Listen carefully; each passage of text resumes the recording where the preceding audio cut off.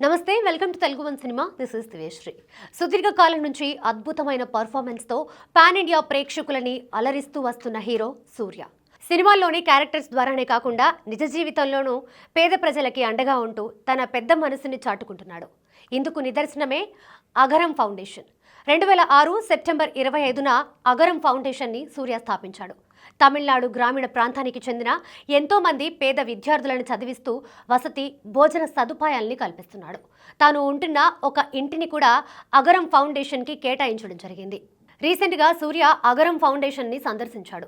అక్కడ విద్యార్థులతో కాసేపు ముచ్చటించిన సూర్య అనంతరం ఫౌండేషన్కి 10 కోట్ల రూపాయల భారీ మొత్తాన్ని అందించాడు. ఇందుకు సంబంధించిన వీడియోలు సోషల్ మీడియాలో వైరల్గా మారాయి.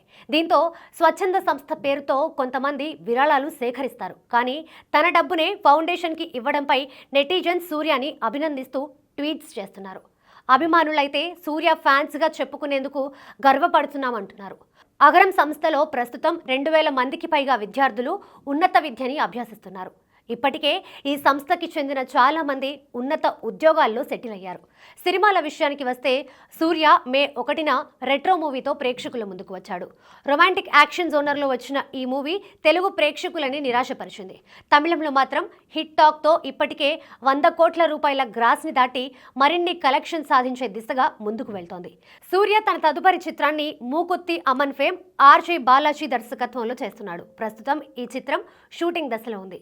Sir Lucky Baskhar fame Venky అట్లూరితో కూడా సూర్య ఒక భారీ మూవీ చేస్తున్నాడు.